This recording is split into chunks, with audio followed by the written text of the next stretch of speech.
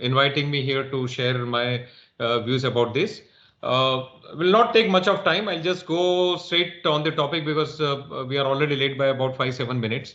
So today we are going to talk about the energy efficiency in air handling units. Now, I don't know how many of you have seen the air handling units, but just before beginning the subject, I would like to talk on the basics that what is air handling unit, how does it look? So this is normally how the air handling units look. If you ask me, earlier, 15 years back, the look of air handling units were completely different. But let us not talk about that, how they were looking earlier. But these days, the air handling units use are looking like this. Or this is the internal diagram of the air handling units that this is the first of all, what is the function of air handling unit? Everybody must be knowing it is for processing the air. It may be heating, it may be cooling, it may be some other process like there are many processes. Generally, we know air conditioning as cooling, but air conditioning is not just the cooling. Air conditioning means the conditioning of air or processing of the air, and this is the unit which is responsible for processing the air. Processes could be like cooling, or it could be like heating.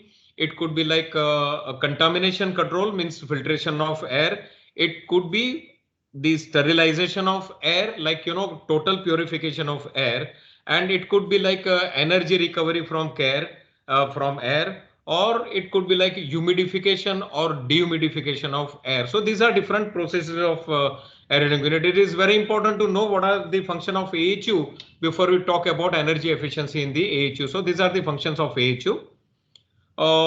Internal components, when you talk about typical air handling unit, then there will be like a returner duct. First of all, the air will enter from here. These are the filters which are there to clean the air with respect to major solid contaminations. Then comes cooling coil or heating coil.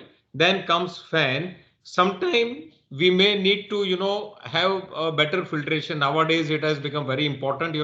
Everybody is afraid about the contamination in air. So there could be filters which can further filter the air and remove the bacteria from. So we can put HEPA filter or something here.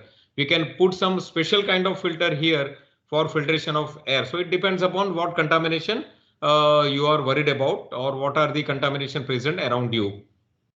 How the AHU functions, like the AHUs are kept like this.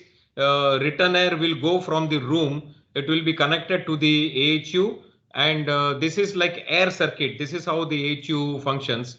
And like return air goes from here, it passes through filter, then it passes through cooling coil. How the cooling coil functions? It is the cooling coil is supplied with a chill water coil. There will be an air conditioning plant which will supply chill water coil to chill water to the coil. So water will circulate in the tubes and air will pass over the fins like this. And there will be a blower which will cause the circulation of air. How the circulation takes place? What is the function of blower? How does it function? So it creates pressure difference between 2 points. So between suction and discharge, it creates pressure difference. So here there is a negative pressure.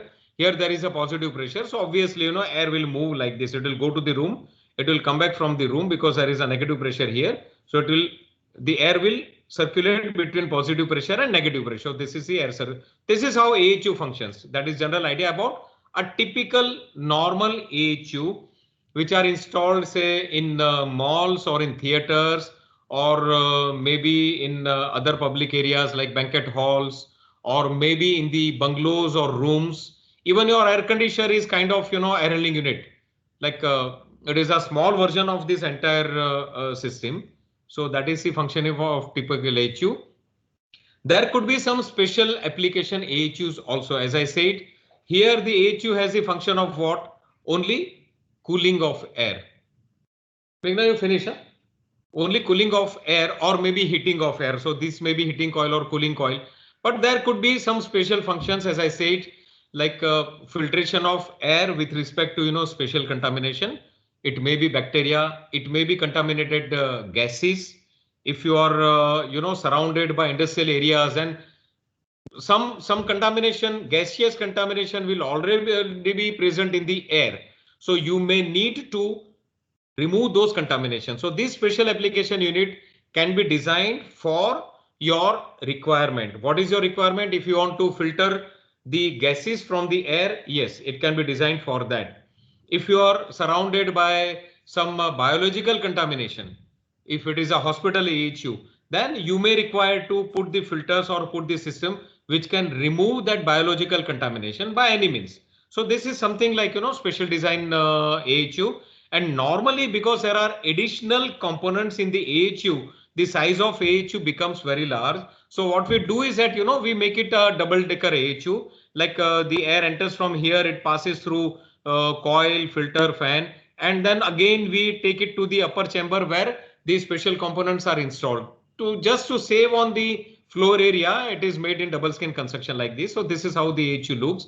This is a schematic diagram of a special application AHU. This is like, a live example of one of the AHUs which we have designed for Bangalore International Airport.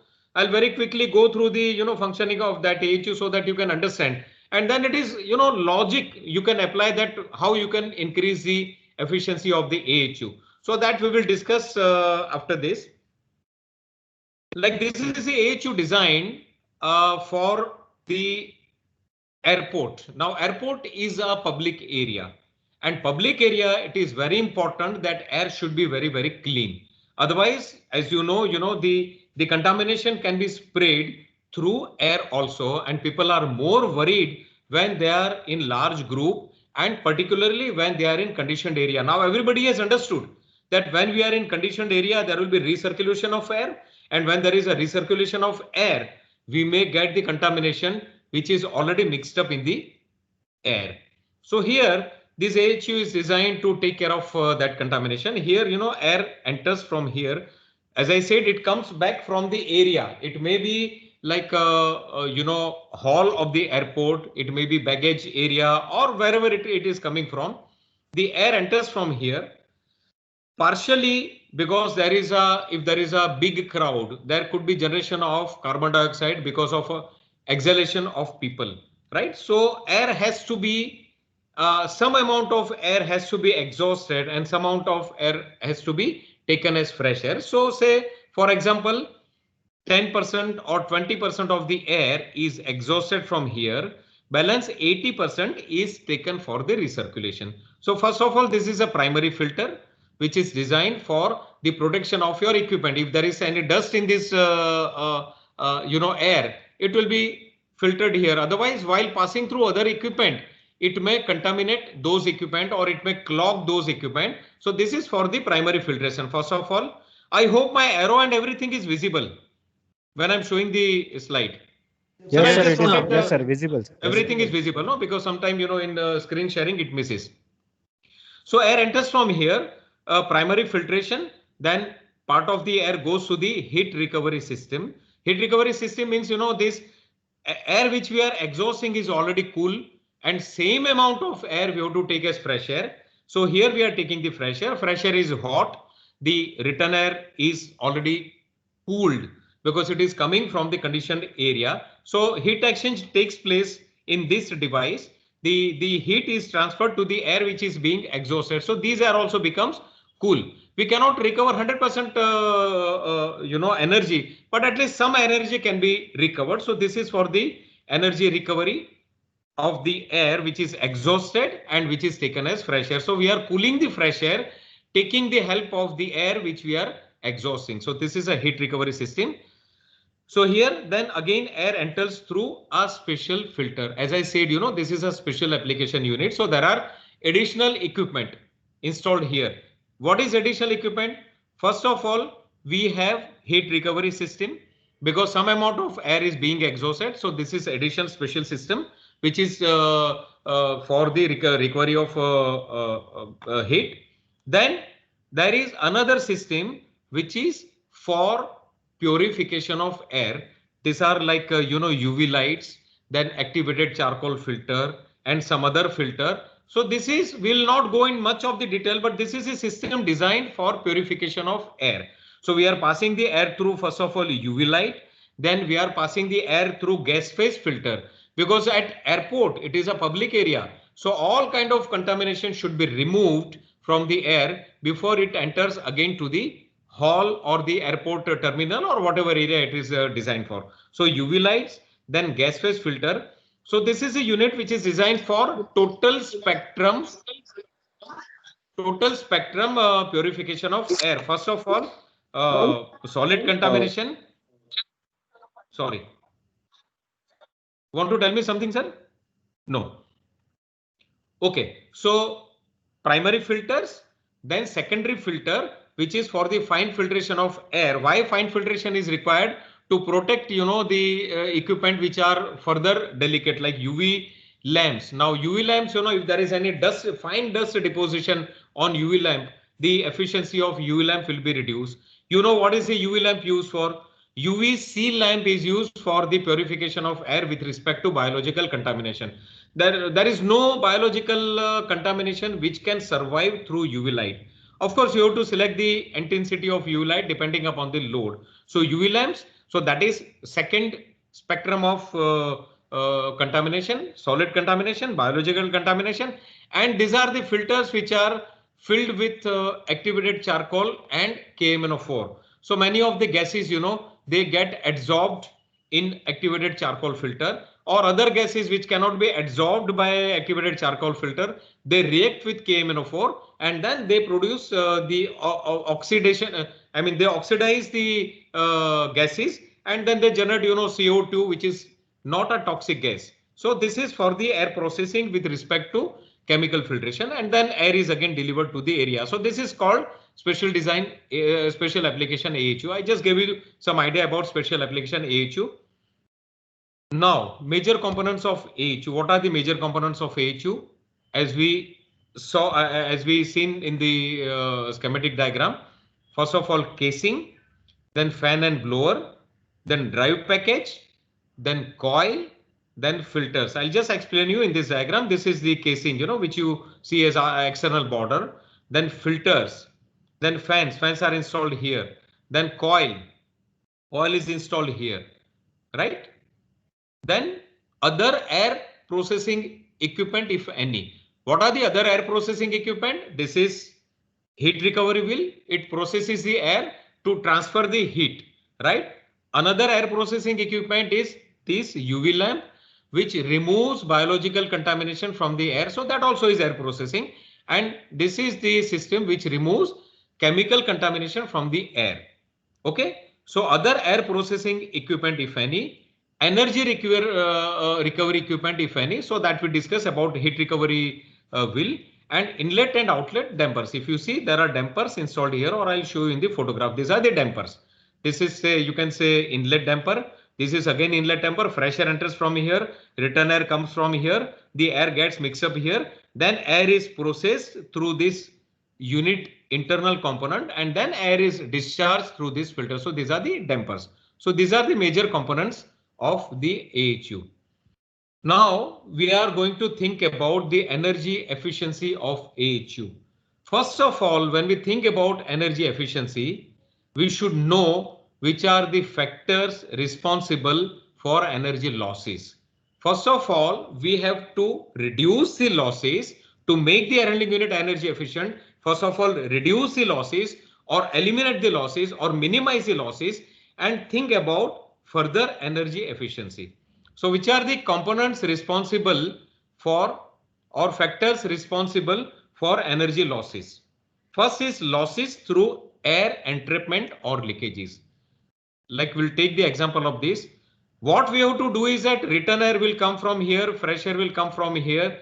There should not be any other air which should enter the AHU. So first of all, you have to think about the leakages. Are there any leakages? Leakages could be of two types. Entrapment of air. Outer air can enter the AHU, or the inner air can leak outside. Both are not allowed. Once we process the air here, I'll tell you that this entire section is under negative pressure, right? That is the reason the air is moving towards the fan. So if there are any leakages, unwanted air will enter the unit. So that is an additional load on the unit. So there should not be any entrapment of air, or this is the positive pressure area. After the fan, area is positive pressure. If I go in the other diagram, this is entire AHU under negative pressure. But here, this portion of the unit is under positive pressure. So from here, the inner air could not leak outside. Why?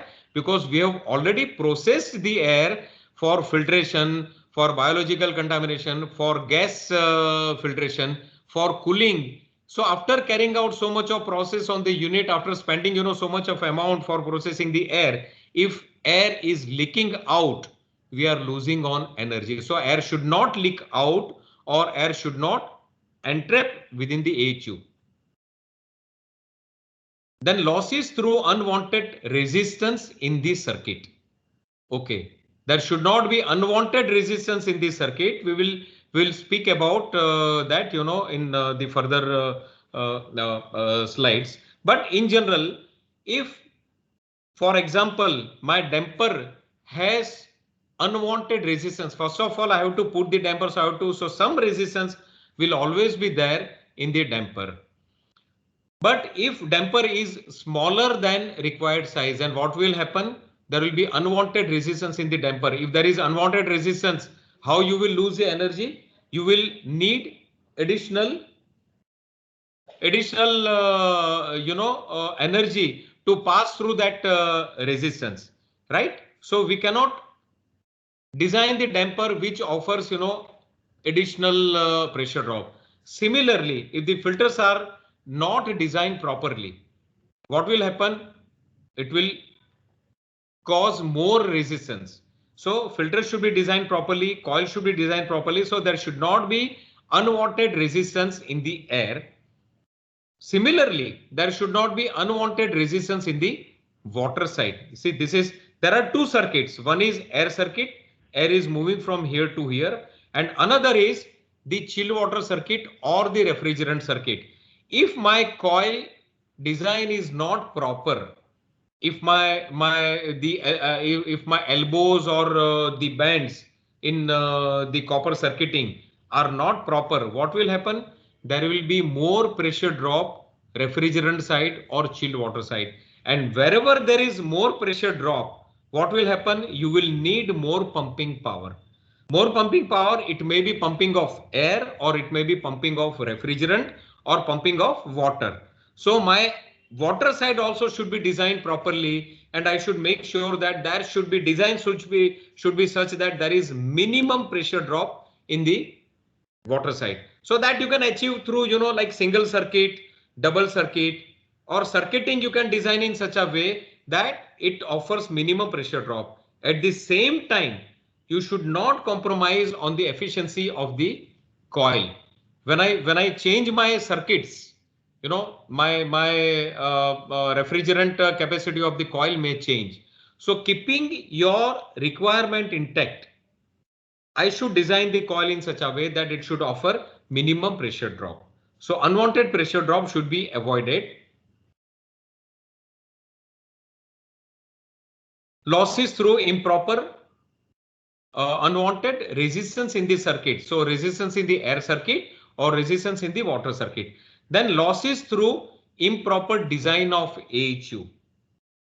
Whole AHU, if it is not designed properly, what happens is that if I reduce, say air is traveling from here to here and taking U-turn. If I reduce the dimension of this, what will happen? There will be literal, unwanted pressure drop here. So I'll lose energy efficiency again because of additional pressure drop. So there should be enough gap between this damper from where the air is taking U-turn and between the filter. So unnecessarily to cut the cost or to reduce my area, I should not reduce the dimension of this. Secondly, if I design the AHU where filter area is not sufficient, again air velocity will increase there will be more pressure drop, and there will be more energy consumption. So improper design of AHU. What do you consider as major factor in improper design of AHU. Not only that, I am reducing the size of AHU, but also the oversizing of AHU.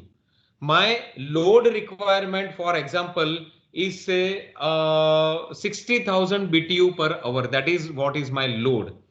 I should design the AHU only for 60,000 BTU per hour. If I design the AHU for say taking some safety factor, if I design the AHU for say 70,000 BTU per hour, what will happen? There will be overcooling unnecessarily. And in that case, you will end up consuming a lot of energy towards refrigeration. So unit should be designed for your load. I mean, should not be oversized or should not be undersized. So improper design of AHU may also cause a lot of pressure drop. May also cause a lot of losses of energy. Losses through improper environment about AHU. If I have designed the AHU to put in some air handling unit room, then I'll design my panels according to that condition. But if I put the AHU on terrace, and it happens, sometimes we come to know that somebody has sent us the inquiry, we quote for the AHU, provide them the design, and then we come to know that the AHU, because he did not have space at the conditioned area, he has put the AHU on the terrace. Now, okay, you can install the AHU on the terrace, but then we should be, or the supplier of AHU or designer of the AHU should be informed in advance, because the temperature difference between inner portion of the AHU and outer portion of the AHU, if that difference is more than the design difference, what will happen? There will be some heat transfer from outer area to inner area. So that is very important. If you talk about external condition, it is normally say in summer, maybe 35 degrees centigrade or 45 degrees centigrade. And if the AHU is installed within shaded area, that environmental condition will be at least 5 degrees lesser, because there is no direct sunlight falling on AHU.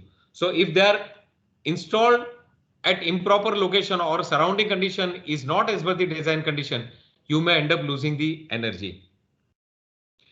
Losses through poor efficiency of internal equipment. So other factors are important, but the major factors which we are going to discuss about are this efficiency of internal components.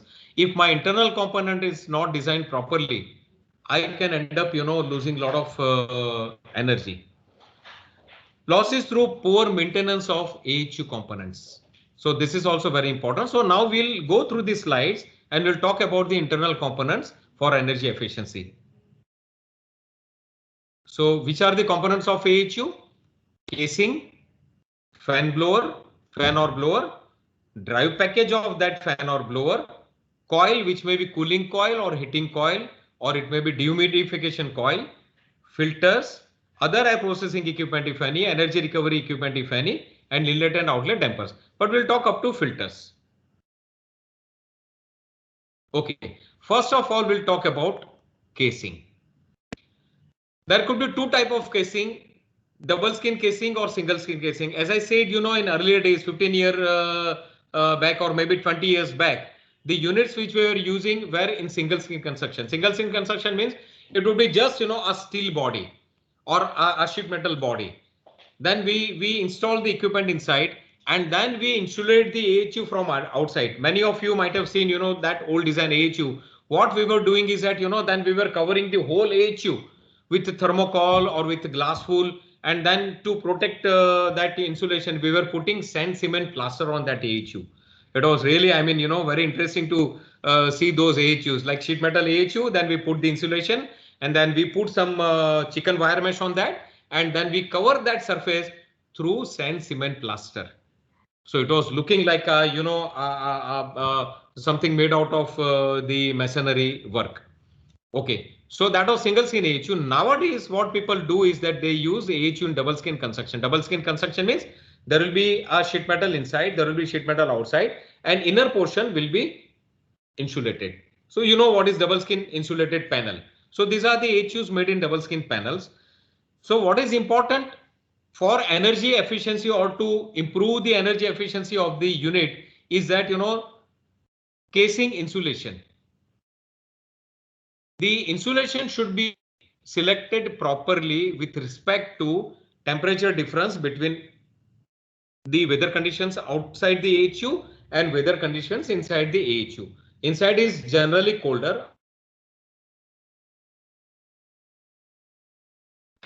The density of the insulation and thermal conductivity of the insulation. This insulation have actually two roles to play. One is the sound insulation and other one is the heat insulation. What we are talking about currently is the heat insulation. But if you have the requirement of sound insulation also, then you should select the insulation considering both the factors. First of all, what is your requirement of thermal insulation? That should not be compromised. And then after that, you select the type of insulation which can reduce your sound also. For example, you can use say a glass wool, or you can use mineral wool which has got better sound insulation property. But in that case, you should decide the density of that insulation or thickness of the panel considering your requirement of temperature difference between inside condition and outside condition. So that casing should be selected for with proper insulation.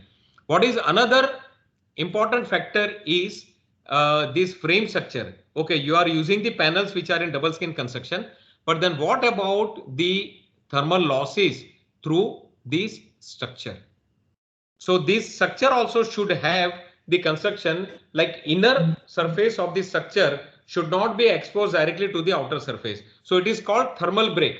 So you have to provide some thermal break between inner structure and outer structure to reduce the temperature transmittance to that structure. Then air leakages.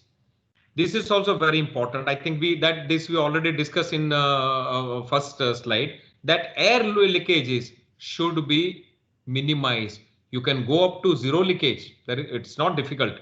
Like either you should minimize the leakages or you should eliminate the leakages completely. There are certain units, where we cannot allow even a small amount of leakage from the unit, not because of the energy efficiency, but we might be handling the air which is highly contaminated. It may be poisonous air, it may be biologically contaminated air. So in that case, we have to make the AHU completely leak proof. Similarly, to save on energy also, you can make the AHU completely leak proof, because as I said, even outer air go inside, it is energy loss. Inner air come outside, that also is an energy loss.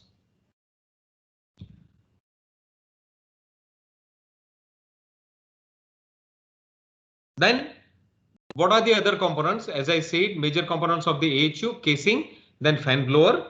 So we'll talk about the fan blower. First of all, this is a very important topic. There are two components which are very, very important for energy efficiency. One is fan, other one is coil. They are directly responsible for the energy efficiency. Other components, yes, they are also responsible, but energy losses which you may encounter because of the wrong selection of fan or wrong selection of coil could be very large. So first of all, fan. You need to select the fan. These are the type of fans. Let me just talk to you about the fan type first. Like belt driven fan. First of all, there are two types: belt driven, direct driven. In direct driven fans, there are further different categories, like fan with standard motor, fan with a special motor, or say tube axial fan. These are centrifugal fans.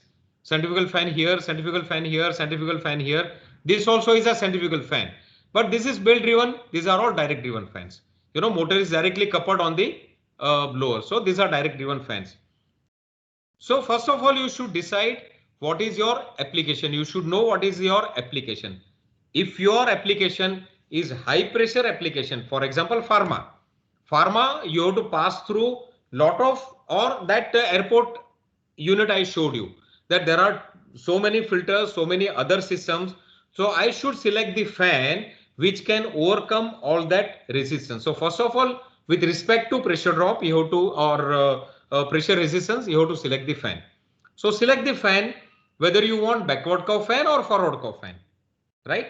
After that, backward curve, direct driven or belt driven, right? Here there are some advantages of this fan, there are some advantages of this fan. So you should select the fan on the basis of its application.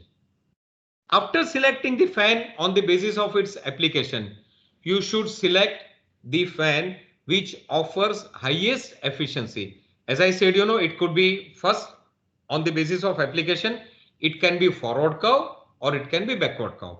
Now, suppose you come across forward curve fan. So then what should be the size of the fan? That is very important to decide. What is your requirement of air quantity that you should know? What is your requirement of pressure building? As I said, you have to consider what is the pressure drop in ducting, what is the pressure drop in pre-filter, what is the pressure drop in coil, what is the pressure drop in fine filter, what is the pressure drop in damper. So you work out this pressure drop and select the fan accordingly. While selecting the fan, you also have to select the motor on the basis of pressure drop. So you should not over select the fan or under select the fan. Similarly, you should not over select the motor or under select the motor. If you over select the motor, what will happen? Motor will run, suppose instead of 7.5 HP motor, you selected 10 HP motor. Now what will happen? Your load is equivalent to 7.5 HP. So motor is not running on full load. Any motor offers highest efficiency when they are running on full load. So unnecessarily, you should not run the motor on partial load. So that is the reason, don't take margin unnecessarily and don't select the motor on higher side unnecessarily. So that is the selection of the fan. Now, there are many other factors.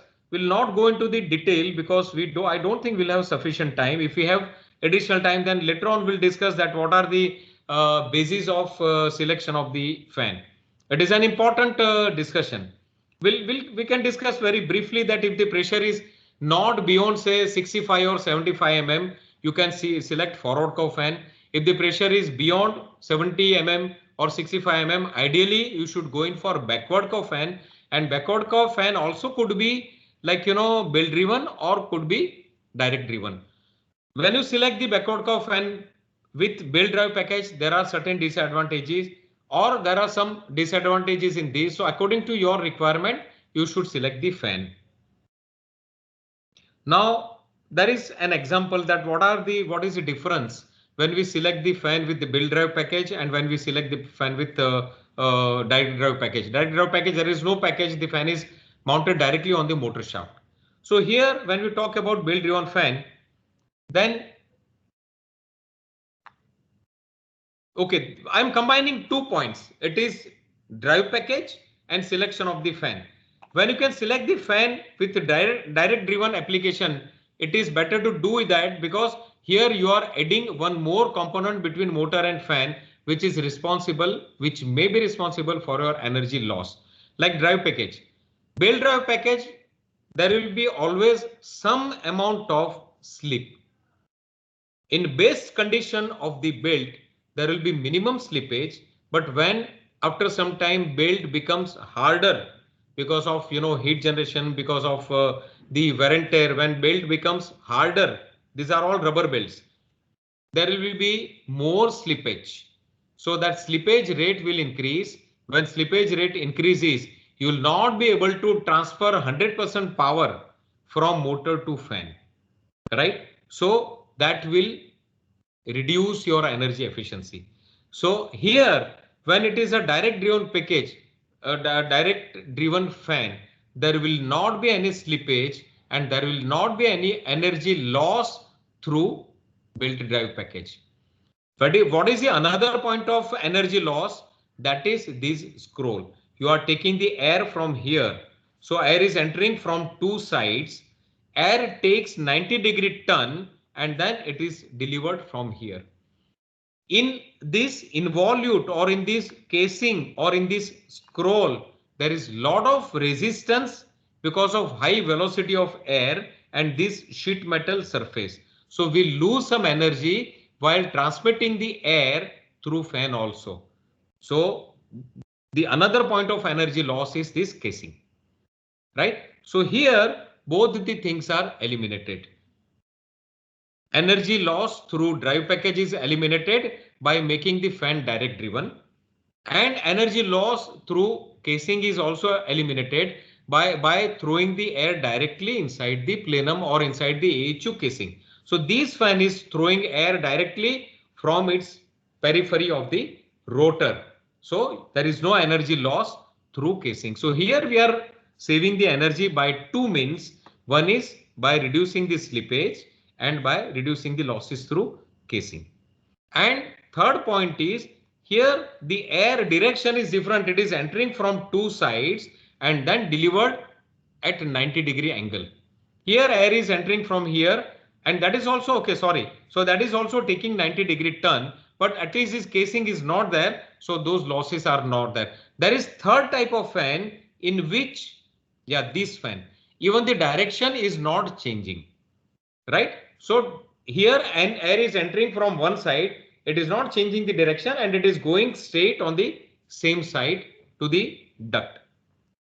But then why not these fans selected everywhere? Every fan has some limitation. So they can be selected according to the application. If my application allows to select the axial fan, I should definitely select the axial fan. Here, these fans, like, say we talk about this fan is capable of developing the pressure up to 65 or 70 mm. This fan is capable of if I use the same kind of fan with backward curve impeller, that also can develop the pressure up to my requirement, say maybe 150 mm water column or 200 mm water column. It depends upon the type of rotor. Now this fan is generally with backward curved impeller only, or it can be also with forward curved impeller. But here, this fan can develop the static pressure between say 50 mm to 150 mm or 50 mm to 200 mm. So this fan I can select when there is higher pressure drop. Now this fan also I can select if my pressure requirement is not more than 7.5 mm, because axial fans, we know that axial fans are always highest efficiency fan because we use them in a ceiling fan, we use them in our toilet exhaust. But the limitation is that this fan cannot develop the static pressure beyond certain limit. So fan has to be selected according to the application. But after that also, when you select the fan according to the application, you should select the best size fan in that application. So selection of fan is very important for energy efficiency. What is the total efficiency of the fan? Total efficiency of the fan is efficiency of impeller multiplied by efficiency of the motor multiplied by efficiency of the drive package. If it is a direct driven fan, I have to put, why we are putting this drive package here? Why we are not always using the direct driven fan? Because my requirement might be to run the fan at XYZ RPM, which is not same as motor RPM. If my requirement is same as motor RPM, yes, I can use like this. If my requirement is, says 656 RPM, what should I do? I have to make the pulley ratio in such a way that I get 656 RPM through this blower. So my requirement can vary, and that is why I have to select the drive package. There is another way of selecting my speed is that I can run this motor by putting a frequency drive. This is a frequency drive. How can you change the RPM of motor? Generally we use AC motor. Now when AC motor is used, the speed depends upon angle between two phases, that is 120, number of poles and frequency. 120p divided by F. I cannot change the angle because it is a three-phase power supply. So that angle will be always 120 degree. So 120 is constant. I cannot change it. P is number of pole. I cannot change the number of pole of the motor because it is made in a particular factory and they have made the motor either 2 pole, 4 pole, 6 pole or 8 pole. So I cannot change it. What is in my control is the frequency. So this is a variable frequency drive which we can use for changing the speed of the fan. So what this motor does is that it takes the power, then it generates the frequency. You know, it is electronic switching and it generates the frequency according to my requirement and I can change the speed of the motor. So there are two types of drive package. One is belt drive package like this. I can change the speed of the fan very easily by changing the pulley ratio, which is very simple, very easy and less expensive. But here when I use drive package, I am losing the energy efficiency due to slippage of belt or improper sizing of the pulley. My belt angle, you know, this angle between this pulley perimeter and this angle. If that angle is too high, that contact area will be reduced. For example, if I use say 18-inch diameter pulley here and if I use 6-inch diameter pulley here, this angle will be different. When this angle is different, my contact area reduces and my contact area reduces. What happens? My slippage increases. So when slippage increases, I lose energy efficiency. So my contact area should not be reduced beyond particular limit, right? So when I select the drive package, it should be selected considering proper angle. What if my requirement is such that I have to use 6-inch and 18-inch only, then what should I do? Then I should increase the distance between motor and fan. When I increase the distance, automatically that angle will become smaller and contact area will increase. But I always have, you know, some limitation of space. So I cannot increase it beyond particular limit. So whatever losses are there, I have to face those losses. Alternatively, when I use the direct driven fan, then I have to select this kind of drive package, which is variable frequency drive. Now, when I use any component for changing the power, there is always some energy consumed. So I have to think about the energy efficiency of variable frequency drive also. So energy efficiency of motor multiplied by energy efficiency of fan multiplied by energy efficiency of this drive package. So that is the total efficiency of the fan. So when we talk about the efficiency of fan, I cannot talk about the efficiency of only impeller. I cannot talk about energy efficiency of only motor. You know, it is the combination of both the component which gives me total efficiency of the fan. So I should always use the highest efficiency motor, highest efficiency fan and highest efficiency drive package. I'm sorry, there are some makes mentioned here, but you don't refer that. That is, you know, by error, we have mentioned some make of the component. Today, we are not there to promote any of the make, but the technical, you know, the aspects of the equipment only. Now, type of motor, there are now many type of motors available. Type of fans, now there are many type of fan available. As I said, fan you should select on the basis of your application, but in that application you should be sure about the sizing of the fan. So fan you have selected, you cannot do anything about the impeller because that is the best fan you have selected for that particular application. Then look about the motor. Okay, yeah, this is the example of belt drive package and that we already discussed. Type of motors. What are the type of motors? AC motor, first of all. Secondly, DC motor. If we talk about motor, there are two major types. AC motors are always more efficient compared to AC motor. But our power supply is never DC, power supply is AC. So what happens? We have to use AC motor only, or we have to first convert AC power into DC and then use DC motor. Why power supply is always AC when DC power is always more efficient? Because safety is more important. DC shock is much more dangerous compared to AC shock. If there is any power leakage, AC shock is lesser dangerous compared to DC shock. So that is the reason earlier, it was used. If you see in Calcutta, there are still some areas, some power stations are there which are generating DC power, and DC power was very commonly used in West Bengal, Calcutta.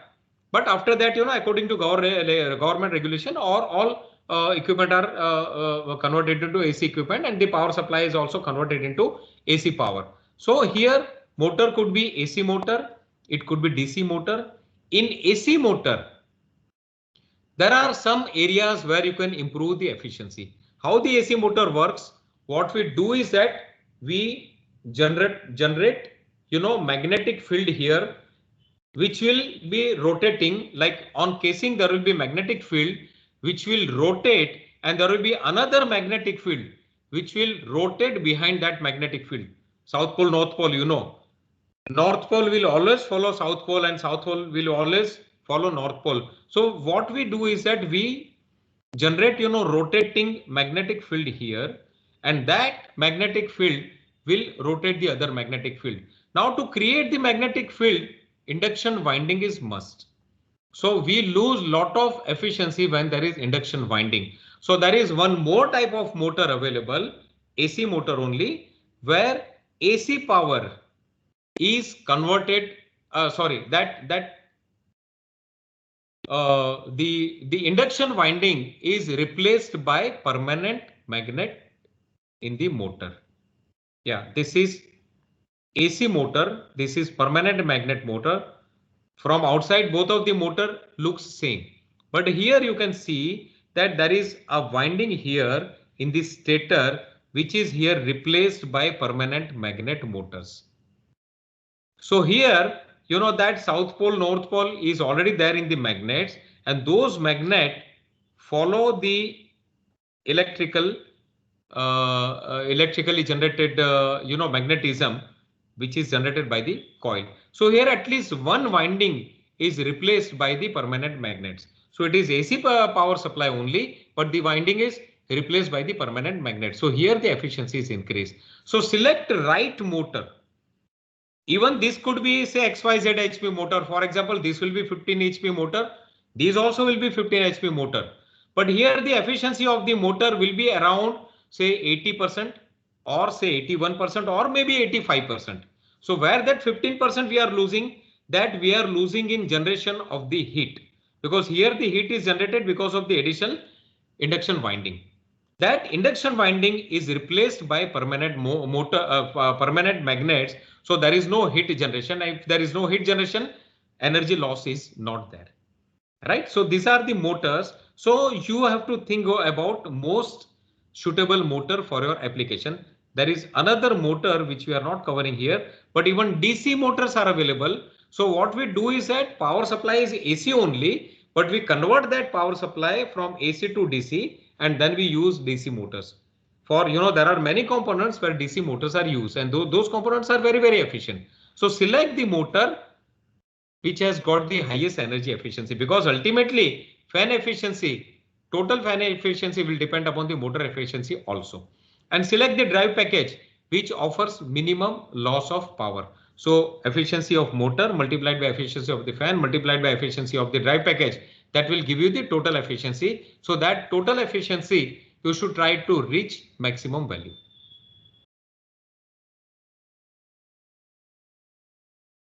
Yeah, PM blows, PM motors I have explained here. And when the winding is replaced by a permanent magnet, there will be less chance of burning of motor, because one winding is already replaced by the magnet, less maintenance, easier to handle, they are lesser in weight also. So these are all the advantages of that. Okay. As I said, there are two components which are very, very important: fan and coil. Fan includes the impeller, drive package, and the motor. So we have discussed about impeller, drive package, and the motor, and now we are discussing about the coil. Coil, yes. Proper circuiting of water. As I said, first of all, select the coil according to your requirement. Then you have to, after selecting the coil size for that heat transfer, you should be sure that my tube circuiting is proper. If the circuiting is not proper, it may ask for larger pressure drop. When the pressure drop is higher, then again you will lose on energy. It should not be below particular limit also. If I circulate the water at very less velocity, what will happen? There will be, when the velocity is less, there will be some water which will not touch the surface and it will just travel in the center of the tube.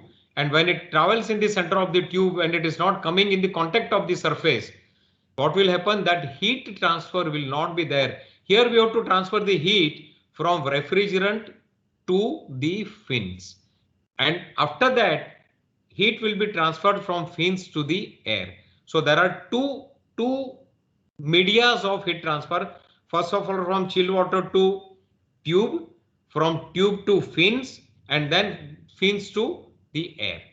So if the velocity is very less, it will become like a laminar flow. And if the laminar flow is generated, some water may bypass without touching the surface. So that, velocity should be maintained to a particular level. Then circuiting should be made in such a way that it does not ask for, larger pressure drop unnecessarily.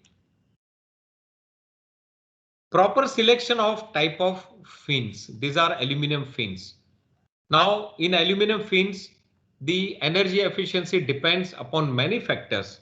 What is the material of fin? If it is not pure aluminum, if there are some contaminations, it may, heat transfer rate may reduce. So it should be pure in construction, should be like, 99.95% aluminum. Then the thickness of the fin. If the thickness is higher, heat travels from that media for longer time and then heat dissipation rate will be reduced.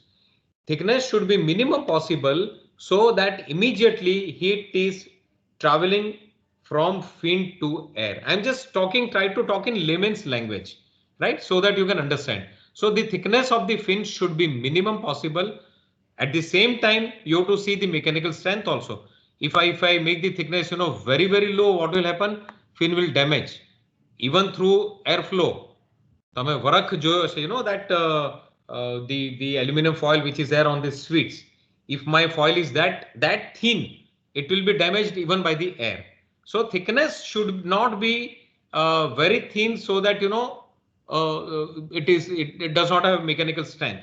So considering that mechanical strength, minimum mechanical strength, the thickness of the fin should be minimum. The bond between tube and fin, it is just a mechanical bond. The heat is first transferring from chill water or say refrigerant to copper and then copper to aluminum fins. So the thickness of copper tube should be minimum, thickness of aluminum fin should be minimum, and the bond between tube and fin should be very tight. If there is air gap, what causes the insulation?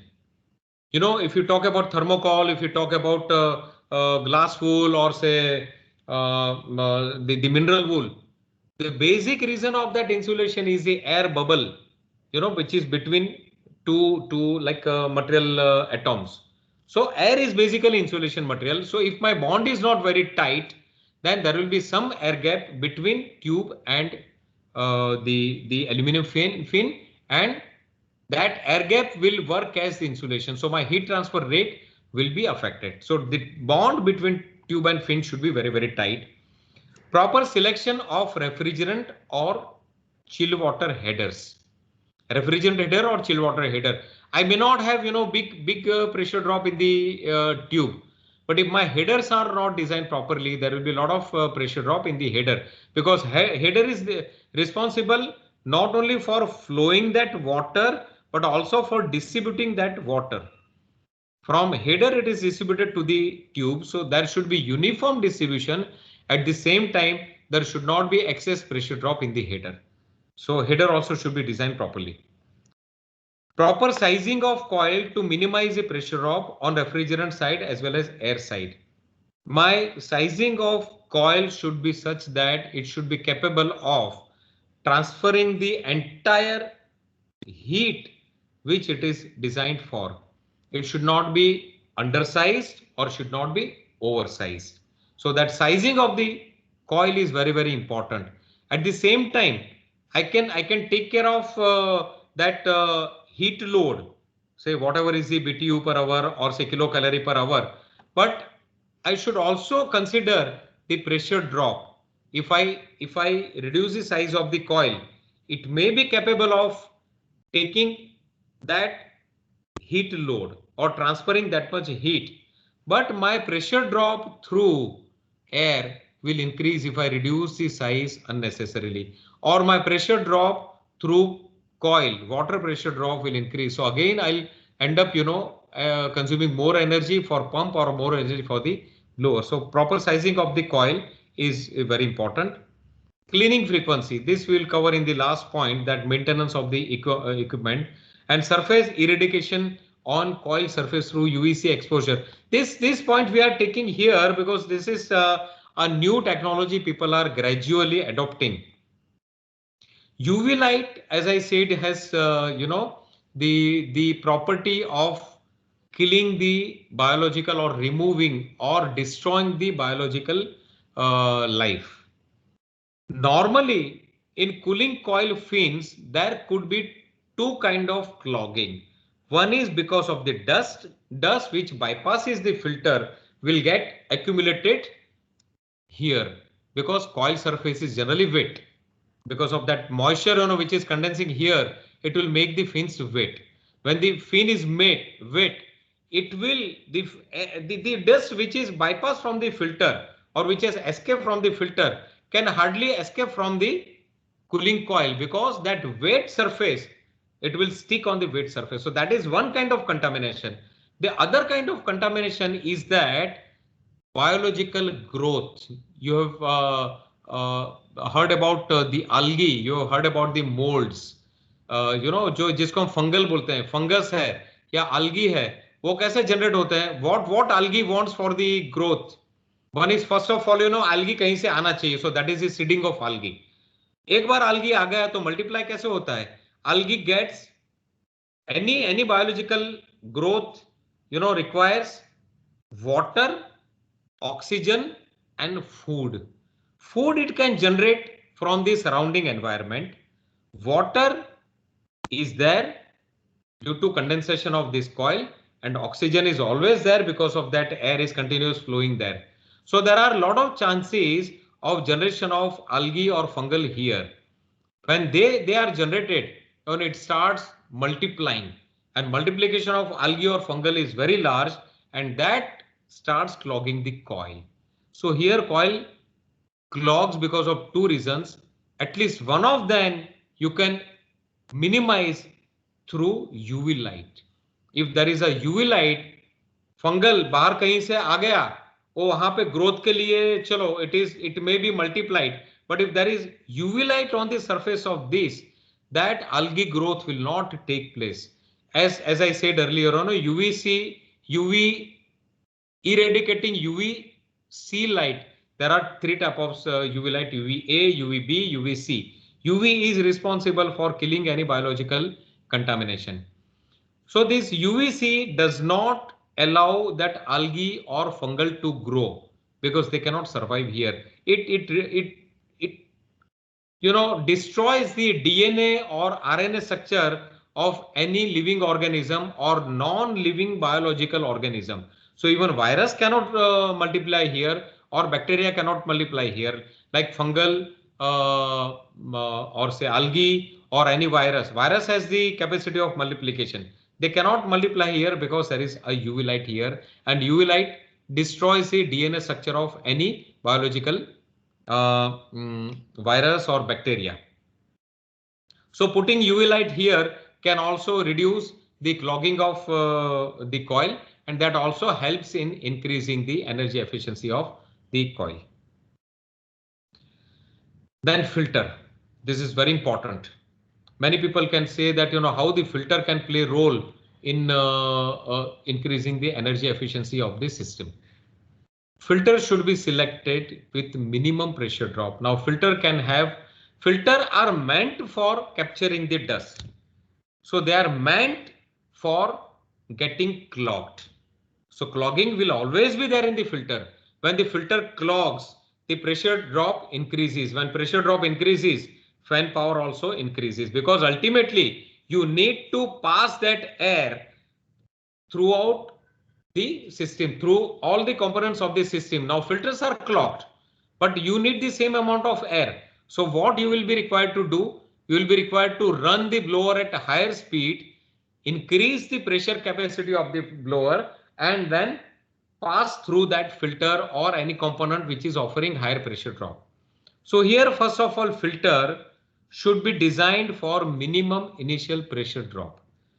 See how the filter works. I'm using a filtration element. We call it filter filament or filter cloth. Okay. Now, if it is 5 micron filter, I have to use a particular element which can capture the solid contamination or the particles which has got the size larger than 5 micron, right? But if I use the element in with lesser number of pleats, these are V pleats. Instead of that could be, say, for example, 22 pleats here. If I use only 11 pleat, again my filter will be 5 micron filter only. But what will happen, because of the lesser surface area, there will be lesser amount of porosity among the filter media, and there will be higher pressure drop. So initial pressure drop of the filter should be minimum possible. And to reduce that initial pressure drop, what I have to do? I have to select the filter with large amount of filter media. So my initial pressure drop should be reduced. When initial pressure drop is reduced, automatically my clogging frequency will be reduced, because there is more amount of surface area to capture the same amount of contamination. So my initial pressure drop should be reduced by increasing the number of pleats, and filter should be cleaned regularly. That again will come in maintenance of the equipment, last slide. First of all, filter should be selected only as per requirement. If it is only a theater, cinema hall, or if it is only a mall, there is no need for going in for fine filter, because fine filter means closer density of the filter fabric or filter fibers, and closer fiber means higher amount of pressure drop. So unnecessarily you should not use a filter which has got higher efficiency. People may say that, oh, 5 micron filter laga do na, kya problem hai, we'll get better air, but you don't need it. What you need is only 10 micron filter or 15 micron filter. So select the filter only according to your requirement.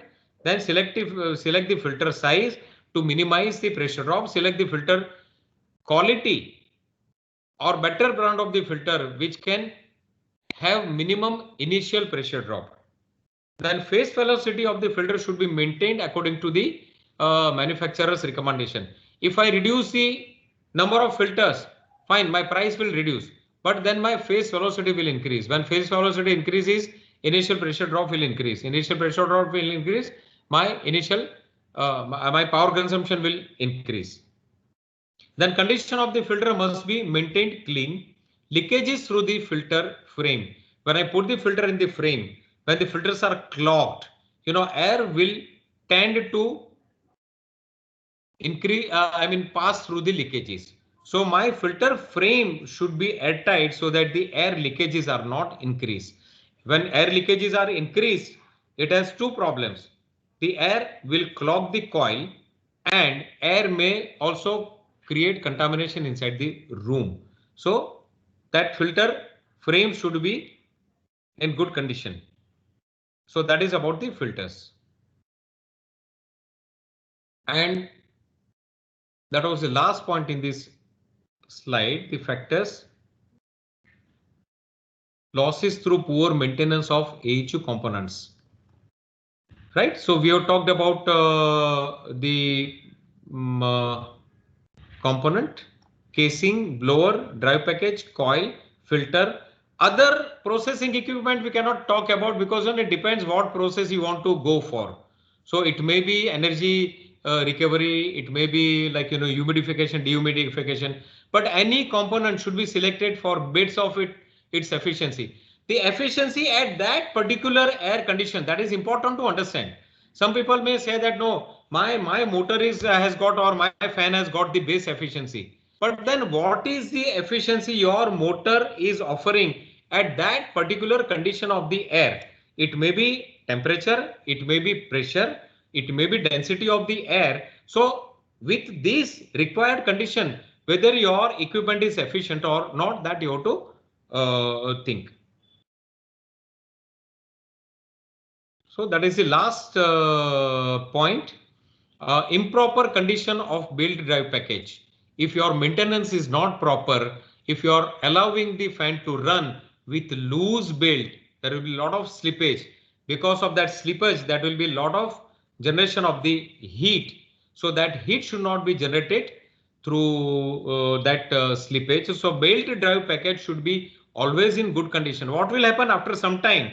That, you know, belt will elongate. When belt elongates, it will become loose. So when belt becomes loose, you have to again slide the motor and tighten the belt. So belt condition should be maintained in perfect condition. And whenever you feel that now belt has become very hard, you should replace the belt. So that replacement of belt should be done in time. Tightening of the belt should be done in time for your energy efficiency, better efficiency. Then clogged coils, as I said, you know, coil clogging अब surface पे है, तो clogging surface पे होने से आपका cooling efficiency कम नहीं होगा, because anyway, you know, air is passing through that coil, heat transfer is taking place, and I am getting the air at required temperature. But what will happen is that when coil is passing through clogged condition, when the air is passing through clogged condition, again that pressure drop will be more. Your fan will have to be run at a higher speed to develop that additional pressure drop. To develop that additional pressure, when I'm running the fan at higher speed, what will happen is that my power consumption will increase. So clogged coil, so coil should be cleaned properly. First of all, coil should not be clogged. You maintain the filter, you install the filter of, you know, proper design or proper size or proper efficiency. Coil should not be clogged. You put a UV light in front of the coil, so there will not be generation of algae or say mold. So coil will not be clogged. But if it is clogging, then it should be cleaned regularly. Leakage is developed through filter frame. Like after some time, initially there may not be any leakages through filter installation frames. But now when the filters are clogged, the pressure differential between two sides of the filter will increase. When the pressure differential increases, you know, air tend to travel from those leakages, possible leakages through frame. So the leakages developed through filter frame will reduce your energy efficiency. And poor condition of electrical terminals. Electrical terminals should be checked time to time. What will happen when motor terminals they become loose, and it may become loose because of, you know, slight vibration. Any threaded bolt tend to rotate on loosening side. So other bolts are there. Here motor bolts, if they lose, what will happen? That electrical connection will become loose. When there is a loose connection, again the power transmission rate will reduce. Lot of heat will be generated because of the generation of the sparks. When the connection is loose, you know, it will generate spark. When the sparks are generated, it will generate heat. When heat is generated, that additional heat is added in your air conditioning system. Secondly, because of the loose connection, efficiency of the motor may reduce because motor is not getting enough flow of power. So that electrical connections are also responsible for increasing your energy efficiency. So I think we have covered most of the things that how you can increase the energy efficiency of the unit. You should have you know, I mean, proper selection of the panels. I mean that insulation should be selected properly. Then you should select the fan properly. When you are selecting the fan, not only impeller, you should select the type of motor also or type of drive also. And after selecting the type of drive, you should select what should be, if it is compulsory to go with the belt drive package only, then you should select, that belt drive package so that it has minimum slippage. Distance between fan and motor should be proper to ensure proper contact between pulley surface and belt surface. When you select the direct driven fan, you should select the type of motor accordingly, or you should select the type of drive accordingly. There are other fans now available in the market. They are called EC fan, electronically commuted fan. It is a good technology. This fan has two functions. First of all, it is converting AC power into DC power. Then again DC power, and they are permanent magnet motor. So all the construction features are put in this motor. Like it is DC fan, then again that permanent magnet, and it has another function is that it communicates with your BMS, building management system, or automation system, or your PLC, and it's provide the data that at what speed fan is running and what quantity of air is passing through the fan. Suppose your filters are clogged, then you are required to run the fan at higher speed. Then, but who will tell the motor to run at higher speed? So this fan communicates the data of air quantity, that now air quantity is reduced for some reason. What reason? It is not concerned. It may be because of the clogged coil. It may be because of the clogged damper. Clogged filter, or it may be because of the closed damper, or somebody have disturbed the damper. Then it will give the feedback to PLC system, and that PLC will automatically increase the speed of the fan. So this is a good system for automation, right? So this is another type of motor which you can use to reduce your energy consumption and to run the motor at required speed and overcome the resistance. So that is another type of fan, motor. Then we talked about the coil. It should be designed properly and should be clean always, and the filters also we discussed. So now it is open for the question, sir. You have about 5 minutes. Sir. Yes. I have a question that in belt drive fan, why we are not going to use the cross belt drive? Which belt drive? Cross belt drive. Yes, you can use now there are technologies available for belt drive package. So I'm not saying that you cannot use that. Yes, you can use them. There are people call them timing belt also. Like there are grooves, and there are it is rack and pinion type. The belt also is pinion type, but still there will be some losses of power because of that friction, or because of the non-alignment of the belt. Even if I use the best of the design of the belt, but if my alignment is not proper, again there will be more friction. There will be more friction. There will be more consumption of energy. Wherever you have to use the belt drive, you have to, of course, use the best. Nobody is stopping you. You can use any kind of belt. With respect to your cost limitation. Cross belt drive having a higher angle of contact. That's why I'm telling. So I'm telling you can use that belt, but still there will be some friction because of passing through pulley. Belt is rotating from here to here, and during that period it is coming in the contact of pulley and then again losing the contact of pulley. So during that process there will be always some friction. By using that belt, yes, that slip will not be there, but some friction will always be there between pulley and belt surface. So you can use that. Yes. Oh, thank you, sir. Thank you. Yeah.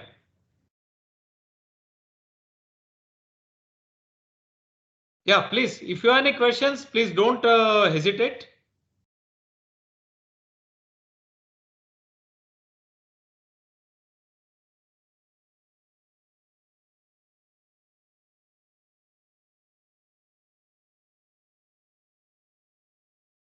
Fine, Well, sir. participants, if you do not have any questions, So on behalf of entire team and the participants, I am very much thankful to Mehta sir, and we are very much enlightened on by knowledge on this research area, and we are very much happy to have this fruitful session, sir. Thank you very much, sir.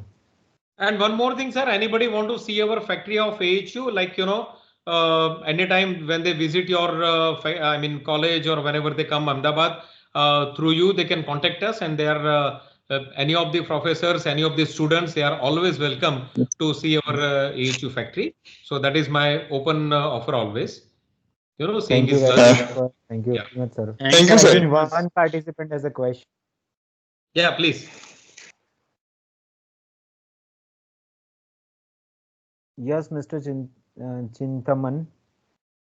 Probably his microphone is not proper, or Yes, sir. I think so. He has raised the hand, but we are not able to hear him. yeah, we can wait if you can do something. Kamlesh, Yes. Kamlesh sir, Professor Yeah. Hardik Shukla here. Yeah, Professor, tell me. Professor Dr. Hardik Shukla. Sir, congratulations. No, sir, only Professor. Okay. Fine, tell me. Yes, sir. First of all, sir, congratulations for yesterday's achievement. And Thank you very much. Yeah, That really, will discuss separately. Yeah, the company has become Yes. now a Deccan Group company. So anyway, we'll not talk about brand here in this forum, but I accept your Yes. congratulations. Thank you. Yes, sir. Thank you, sir. Recently, Yeah. sir, I got transferred to Government College Godhra just recently. So I was not part of this training program, but unfortunately, I could attend these 2 sessions. But I can Thank you, tell sir. everybody in Godhra that they are lucky to have you as a professor there. So of course, yes. Because Yes, sir. Thank I've you, seen sir. that And, how devoted you are, and how knowledgeable you are. Of course, all other professors are, but I know you personally, so I can talk about you. Yes. Yes, sir. Hadeb, Thank you, was sir. was And, the presentation up to the mark? Because we know each other, I can Yes, ask you, sir, was the definitely, sir. presentation up to No, your no, expectation? superb, If sir. there are Superb, any sir. comments, please Yes, sir. let me know separately so that I can improve upon that for the next presentation whenever you need me. Yes, sir. Actually, today you took your conventional presentation about AHU and as well as electrical components in HVAC industry. So you have combined these two very nicely, and both very good content you have taken in short period of time, sir. So it's really good. Yeah, I was allotted the Uh, time from 1:30 to 3. So I was already late Yes. because of some problem in my system. I Yes. was late by 5 minutes, but I should not miss the at least exit time. So that is what I was trying. But if there is any point you want to add, this HVAC industry very closely. So you just let me know. Suggestion from any of the professors, any of the students, please send it to me. My email ID is corporate@citizenindia.com. So any suggestions, I'll be really happy to get those suggestions related to this kind of presentation. Again, I'll repeat the email ID: corporate, CORPORATE @citizenindia.com, or you can take it from any of this organizers also. Sir, there is a question in the chat box. What should be the maximum capacity of PM motor should have? See, I tell you, PM motor is not a new technology. Let me tell you, earlier PM motors were being manufactured, but only limitation was that, the capacity. If you see textile machines, like texturizing machines or those kind of machines, there you will find hundreds of PM motors mounted on those machines. Small spindles we are running at, 23,000 RPM, or say 30,000 RPM. Those spindles, that cannot be run at this speed with any kind of drive package. So there they were preferring PM motors directly connected to those spindles. But the limitation was that capacity. Earlier that spindle were requiring only 0.25 HP power or something like that. The challenge of making these motors was the capacity only. So now people have developed the motor up to 30 HP. Earlier they were available only half HP size or 1 HP. Then they were putting 2 motors in a line. So that is how they were increasing the length of half HP motor was, for example, 6 inch. Then 1 HP was 1 foot. 1.5 HP was 1.5 feet. That was the limitation of this motor earlier days. Nowadays, the motors are available in the same design as AC motor. So what is important is that frame size. Now the motors are available in this type of frame which you are seeing in this slide. And that is the reason we have been able to use PM motors for this application. So currently the motors are available up to 30 HP and people are in process of developing the motors for a higher HP also. But let me tell you one thing, higher the motor, better the efficiency. Currently, these motors efficiency is ranging between 90% to 92% for smaller size motors, say half HP motor to say 5 HP motor or maybe 15 HP motor. When I talk about 30 HP motor, those motors are offering me 96% efficiency. So higher the motor size, better is the efficiency, and it is only the development, limitation of the development. When people develop, 50 HP motor for that design, permanent magnet design, we will be able to use bigger blowers with 50 HP motor. So it is rather, availability. Now the motors are available up to 30 HP.